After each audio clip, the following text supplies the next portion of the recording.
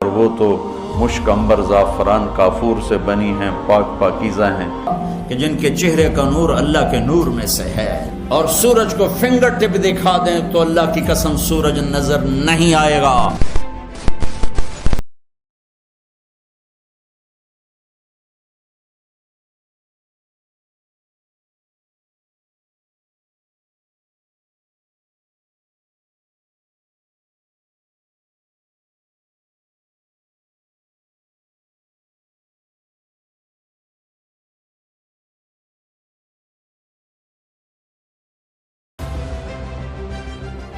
اللہ تعالیٰ تبارک و تعالیٰ نے ہزاروں قسم کی مخلوقات پیدا فرمائی تاکہ انسان ان سے مستفید ہو اور خدا کا شکر گزار بنے۔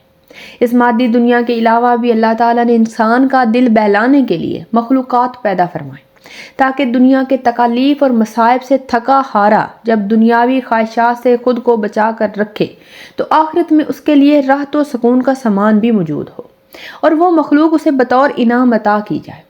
یہ ایک ایسی مخلوق ہے جو آخرت میں بندے کے تمام مسائل و تکالیف کا بدلہ ہے۔ آسمانی کتابوں میں اس مخلوق کا نام حور العین کہا گیا ہے۔ لفظ حور حورا کی جمع ہے۔ حورا اس عورت کو کہا جاتا ہے جو جوان، حسین، جمیل، سفید رنگت والی اور انتہائی سیاہ آنکھوں والی ہو۔ قرآن مجید میں کئی مقامات پر ان حوروں کا ذکر ملتا ہے۔ مثلاً سورۃ الصافات میں اللہ تعالیٰ نے فرمایا، نعمتوں والی جنت میں جنتی تختوں پر ایک دوسرے کے سامنے بیٹھے ہوں گے جبکہ شراب کے جام کا ان پر دور چل رہا ہوگا جو پینے میں شفاف اور لذیذ ہوگی، نہ اس سے درد سر ہوگا اور نہ اس کے پینے سے وہ بہکیں گے، اور ان کے پاس نیچی نظروں اور بڑی بڑی آنکھوں والی حوریں ہوں گی، ایسی نازک جیسے انڈے کے چھلکے کے نیچے چھپی ہوئی چھلی۔ اسی طرح اللہ تعالیٰ سورہ رحمان میں ارشاد فرماتے ہیں کہ ان میں نیچی نگاہ والی حوریں ہیں جن کو اس سے پہلے جنوں انس کسی نے ہاتھ نہیں لگایا، وہ ایسی ہوں گی جیسے چمکتے ہوئے موتی، اور ہیرے گویا حور ایسی ہے جسے دنیاوی خوبصورتی سے مثال دینا ناممکن ہے، جسے اب تک نہ کسی انسان نے دیکھا نہ چھوا، اور جنت میں یہ مومن کا خاص انعام ہوگی۔ حضور اکرم صلی اللہ علیہ وآلہ وسلم نے ارشاد فرمایا کہ حوروں کی آنکھیں اس موتی جیسی ہوں گی جو سیپی میں ہوں گے اور اس کو کسی نے ہاتھ سے چھوا نہیں ہوگا۔ اللہ نے حور کو زعفران سے بنایا ہے اور ان کے چہروں کو اور جسموں کو ریشم کا لباس پہنائے گا اور ان کے جسم حیران کر دینے والے ہوں گے۔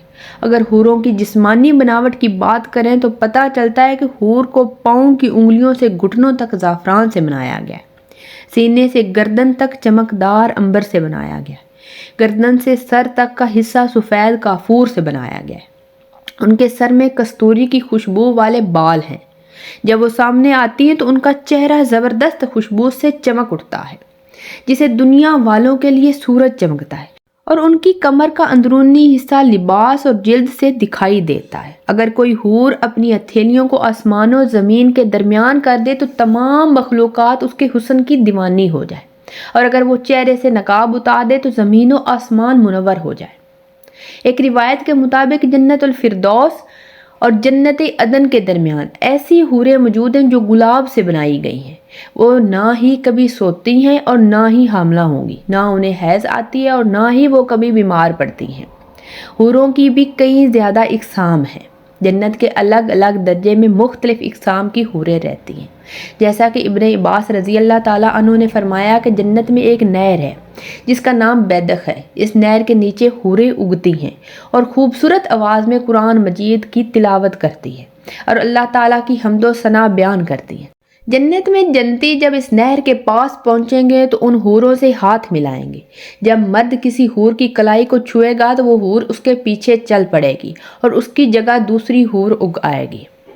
اسی طرح جنت میں مختلف اقسام کی جنتی حوروں کا نام موجود ہے۔ مثلاً خیرہ اور ابدک نامی حور، ان کے متعلق روایات میں آتا ہے کہ ان کی خدمت گزار 70 لڑکیاں موجود ہیں جو پرہیزگار بندوں کو خود جنت میں تلاش کرتی پھرتی ہے۔ حور جنت کی ایک ایسی نعمت ہے جو ادنا سے ادنا جنتی شخص کو بھی عطا کی جائے گی۔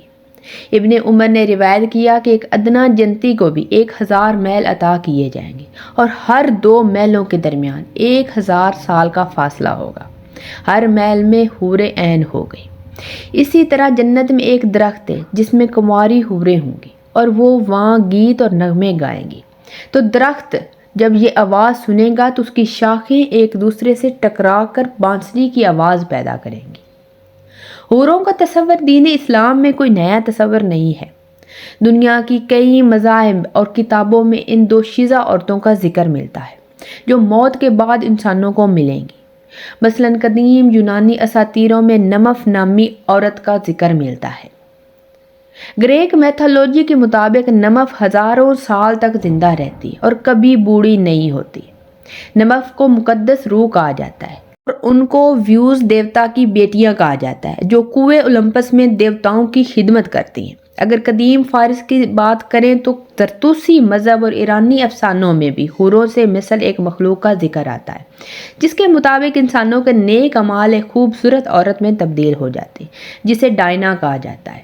یہ ڈائنا ایک پرکشش اور بہترین لباس پہننے والی خوبصورت عورت ہے. جب انسان کی موت ہوتی ہے تو موت کی چوتھی صبح کو وہ اسے بطور انعام ملتی ہے. وہ 15 سال کی ایک خوبصورت لڑکی کی صورت میں ظاہر ہوتی ہے اور اسے اپنے ساتھ جنت میں لے جاتی ہے. اسی طرح ہندوؤں کی مقدس کتاب مہاوید بھارت اور ہندو دھرم میں بھی ذکر ملتا ہے جنہیں اپسرا کہا گیا ہے. یہ عورتیں اندر دیوتا کی سورگ یعنی جنت میں رہتی اور لوگوں کا دل بہلاتی. مہابھارت کے مطابق سورگ میں سنہری اور خوبصورت آبسرائیں رہتی ہیں اور سورگ میں رہنے والے ہر شخص کو 1000 آبسرائیں ملتی ہیں. پراشر اسم ریتی میں لکھا گیا ہے کہ اگر کوئی انسان جنگ کرتے ہوئے مارا جائے تو سورگ کی کئی خوبصورت عورتیں اسے ملیں گی. مانا جاتا ہے کہ یہ آبسرائیں ہر زمانے میں دنیا میں آتی رہیں اور بڑے بڑے سدھی اور راشوں کی عبادت ریاضت کو برباد کرنے کی کوشش کرتی رہیں. ہندو گتا کے مطابق ایک دفعہ وشوا مترا کی ریاضت و عبادت سے اندو دیشو کو بہت زیادہ خوف آیا. لہٰذا اس نے مینکا نامی ابسرا کو سورگ سے زمین پر بھیجا تاکہ وہ وشوا مترا کو اپنی خوبصورتی سے اور اداؤں سے لبھا سکے اور ان کی ریاضت خراب ہو جائے. جبکہ مینکا نے اپنی دل فریب اداؤں سے وشوا مترا کو بہکا دیا اور وشوا مترا مینکا سے محبت کر بیٹھے. اسی طرح ہندو شاستروں اور پراؤں میں کئی ابسراؤں کی کہانیاں ملتی ہیں. ان باتوں سے یہ ظاہر ہوتا ہے کہ اسلام کے علاوہ دنیا کے کئی بڑے بڑے مذاہب میں بھی حوروں کا ذکر ملتا ہے.